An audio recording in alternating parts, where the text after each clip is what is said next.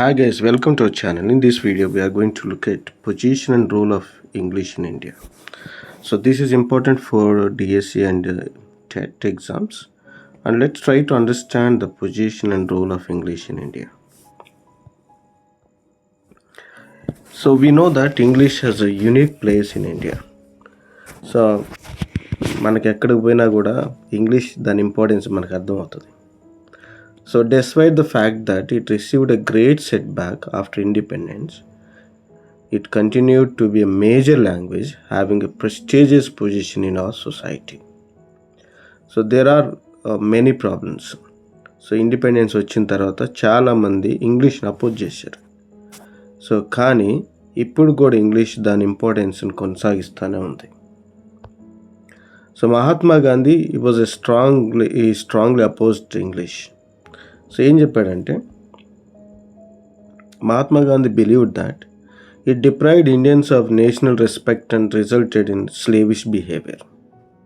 మహాత్మా గాంధీ ఇంగ్లీష్ని కానీ మనం ఇలాగే ఇండియాలో కొనసాగిస్తే అది మన గౌరవాన్ని పోగొడుతుంది. దాంతోపాటు ఇంగ్లీష్ వాళ్ళకి స్లేవ్స్గా వీళ్ళు బిహేవ్ చేస్తారు. ఇంతకుముందు ఎలాగైతే ఎస్ నో ఎస్ సార్ అని సెల్యూట్ కొడుతూ వచ్చారో, సో అట్లాగే ఉంటారనేది ఆయన opinion. But still some people who advocated the retention of English for obvious reasons. Mahatma Gandhi లాంటి గొప్పోళ్ళు ఇంగ్లీష్ని అపోజ్ చేసినా కూడా కొంతమంది కొన్ని రీజన్స్ వల్ల still they wanted to having English as a media of instruction. Because ఇది కమ్యూనికేషన్, మీరు ఎక్కడికి పోయిన అడ్మినిస్ట్రేషన్లో, లాలో, కోర్ట్స్ అన్నిట్లో కూడా ఇంగ్లీష్ ఉంది కాబట్టి there are reasons. So they want English to be media of instruction in schools. So the reasons అది English అడ్మినిస్ట్రేషన్లో ఉపయోగపడుతుంది, లాలో ఉపయోగపడుతుంది. And mainly the important thing is the main vehicle to communicate with rulers. So ఇప్పుడు ఎవరైతే అధికారంలో ఉన్నారో వాళ్ళతో communicate చేయాలన్నా కూడా, ఎందుకంటే వాళ్ళంతా ఎడ్యుకేషనల్ బ్యాక్గ్రౌండ్స్ వచ్చిన వాళ్ళు, ఇంగ్లీష్ ఎడ్యుకేషన్ నుంచి వచ్చిన వాళ్ళు కాబట్టి ఇది ఉపయోగపడుతుంది అనేది వాళ్ళ ఉద్దేశం. So its abolition therefore would have an adverse effect on education and governmental administration. So ఇది ఎప్పుడైతే మనం అబాలిష్ చేస్తామో దానివల్ల ఎడ్యుకేషన్, అడ్మినిస్ట్రేషన్ అన్నీ కూడా ఎఫెక్ట్ అవుతాయని సో చాలామంది భయపడ్డారు. So important people Maulana Azad, C Rajagopalachari, వీళ్ళిద్దరు ఏం చెప్పారంటే, they realise that the abolition of English would be a great setback to the cause of education in India. So ఇంగ్లీష్ని అబాలిష్ చేస్తే అసలు ఎడ్యుకేషనే కంటిన్యూ చేయలేరు ఇండియాలో అనేది వాళ్ళ ఉద్దేశం. Nehru also voiced his fears.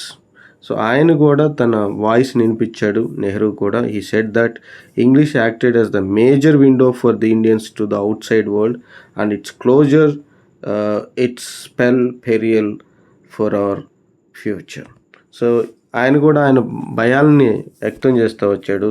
So ఆయన ప్రకారం దీన్ని కానీ మనం ఇంగ్లీష్ని కానీ అబాలిష్ చేస్తే మనం మన ఫ్యూచర్ని మనంతటా మనమే క్లోజ్ చేసుకున్నట్లని ఆయన ఫీల్ అయ్యాడు. With the commencement of our constitution on January 26th, 1950, it was unanimously decided that English should continue as the official language for 15 years. So independence వచ్చిన తర్వాత మనం కాన్స్టిట్యూషన్ రాసుకున్నాం. అది 1950లో అది ఫోర్స్లోకి వచ్చింది. ఆ రోజు అంతా అక్కడ ఉన్న వాళ్ళంతా కూడా, పార్లమెంట్లో ఉన్న వాళ్ళంతా కూడా 15 years ఇంగ్లీష్ ఉండాలి. ఆ తర్వాత హిందీని మనం అఫీషియల్ లాంగ్వేజ్గా ప్రమోట్ చేయాలి, తర్వాత రీప్లేస్ చేయాలని అనుకున్నారు. కానీ ఇది ప్రాక్టికల్గా it's not easy. So Hindi must be developed as alternative to English. ఆల్టర్నేటివ్కి హిందీని ఒక ఆల్టర్నేటివ్ లాంగ్వేజ్గా చేయాలనుకున్నారు. కానీ there are many reasons which why Hindi is being still opposed by people. So especially మద్రాస్లో, బెంగాల్లో, తర్వాత అస్సాం కొన్ని ప్రాంతాల్లో సో వాళ్ళు they are strongly opposed this Hindi, imposing Hindi. So వాళ్ళు చాలా ఇప్పుడు కూడా తమిళియన్స్ అంటారు. So they want Tamilian to be national language. ఎందుకు ఉండకూడదు నేషనల్ లాంగ్వేజ్ కానీ అంటారు వాళ్ళు. They argued that the removal of English would mean isolation from the main current of knowledge of science and technology. ఈ బెంగాల్లో ఉన్న వాళ్ళు, తర్వాత మెడ్రాసు, చెన్నైలో ఉన్న వాళ్ళు అంతా కూడా ఏం చెప్పారంటే, సో ఎప్పుడైతే మనం దాన్ని ఇంగ్లీష్ లేకుండా చేస్తాం మన కంట్రీలో, మనకి నాలెడ్జ్ మనమంతా దూరంగా నాలెడ్జ్‌కి, సైన్స్ అండ్ టెక్నాలజీకి దూరంగా వెళ్ళిపోయినట్లని వాళ్ళు భావించారు. The official language commission's report stated in 1955 it would be wantonly foolish to throw away this language. అసలు మనం ఫూలిష్గా దాన్ని ఇంగ్లీష్ని మనం బయటికి నెట్టేయటమే. సో దానివల్ల ఏం ఉపయోగం ఉండదని లాంగ్వేజ్ కమిషన్ కూడా, అఫీషియల్ లాంగ్వేజ్ కమిషన్ 1955 కూడా ఒపీనియన్ సో వాళ్ళు చెప్తా వచ్చారు. English could be second language for specific purpose. ఇంకా కొంతమంది ఏం చెప్పారంటే కొన్ని అవసరాలు అప్పుడు స్పెసిఫిక్ పర్పస్లో మనం ఇంగ్లీష్ని వాడితే బెటర్ అని చెప్తా వచ్చారు. ఇందులో లాంగ్వేజ్ కమిషన్లో ప్రధానమైన మెంబర్ అయిన డాక్టర్ సునీల్ చటర్జీ ఏం చెప్పాడంటే, people would like to keep English as the official language of India both because of their own language which have benefited through English and for also reasons of Indian unity.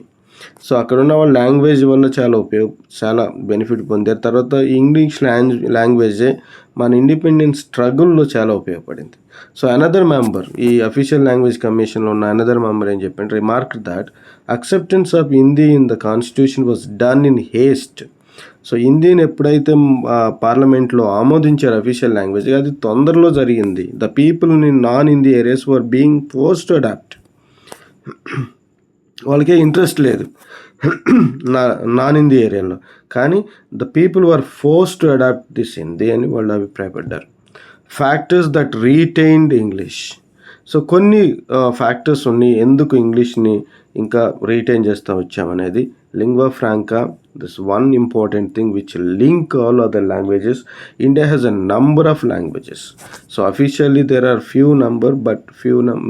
only few languages, but unofficially there are many languages. So English can act as a lingua franca and a link language.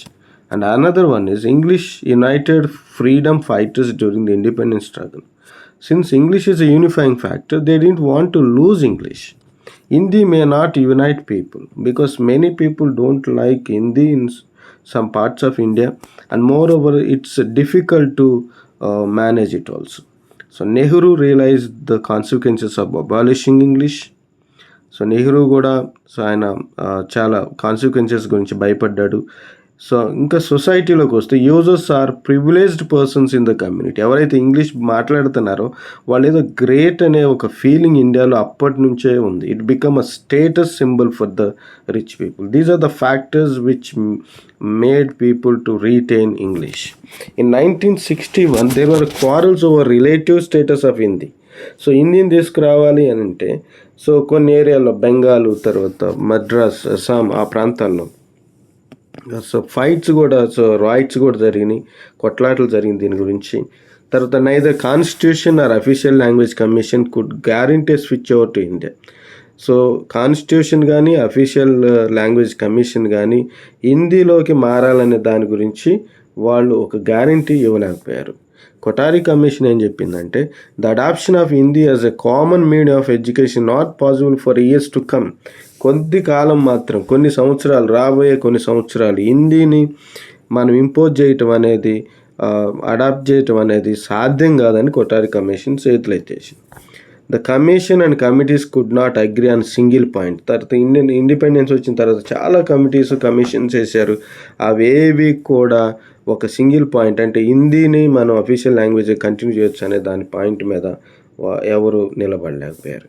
So ఆ committees అన్నీ మనం చూడొచ్చు. Tarachand committee, the secondary education commission, the official language commission, cab, the chief ministers conference, Kothari commission, etcetera etcetera.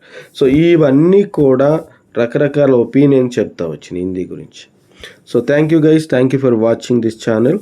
So this video, if you like this video, please subscribe and share with your friends. Thank you.